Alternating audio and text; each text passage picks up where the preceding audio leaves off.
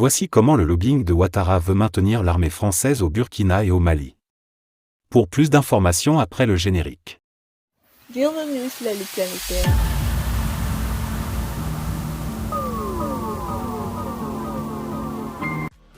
Mais tout d'abord, avant de commencer, n'oubliez pas de vous abonner et activer la cloche de notification, car cela vous permettra de ne plus manquer les prochaines vidéos.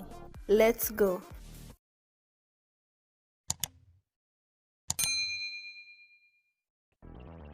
Alors que la présence de l'armée française en Afrique, notamment dans la sous-région ouest africaine, est de plus en plus contestée, le chef de l'État ivoirien, Alassane Ouattara, se lance dans un lobbying surprenant pour le maintien des militaires venus de l'Hexagone dans la sous-région.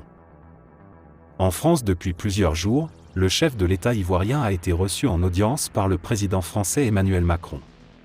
Selon le journal français Le Monde, Alassane Ouattara est allé plaider pour le maintien d'un dispositif français dans la sous-région.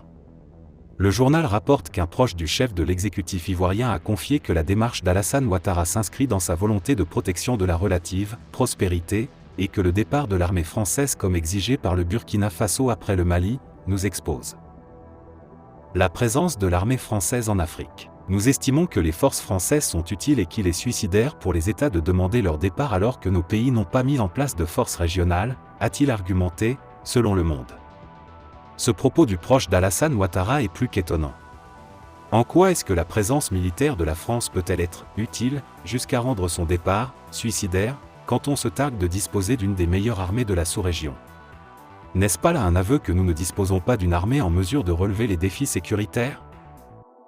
Ce membre de l'entourage de Ouattara, tout comme son lobbying pour le maintien de l'armée française dans la sous-région, met en doute tout le grand discours du chef de l'État, à l'occasion de la célébration de la fête nationale sur la capacité de notre armée à être à la hauteur des défis. En outre, la démarche du chef de l'exécutif ivoirien intervient dans un contexte assez particulier. Le plaidoyer d'Alassane Ouattara pour le maintien des militaires français intervient au moment où le Burkina demande à ceux-ci de plier bagages. Nul doute que la Côte d'Ivoire pourrait constituer une base de repli pour eux avant d'embarquer pour Paris.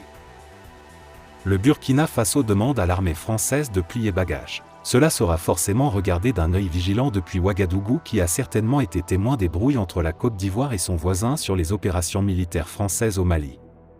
Sous embargo de la Communauté économique des États de l'Afrique de l'Ouest, CEDEAO, dicté selon plusieurs observateurs par Paris, le Mali avait dénoncé la violation de son espace aérien par des appareils français via Abidjan.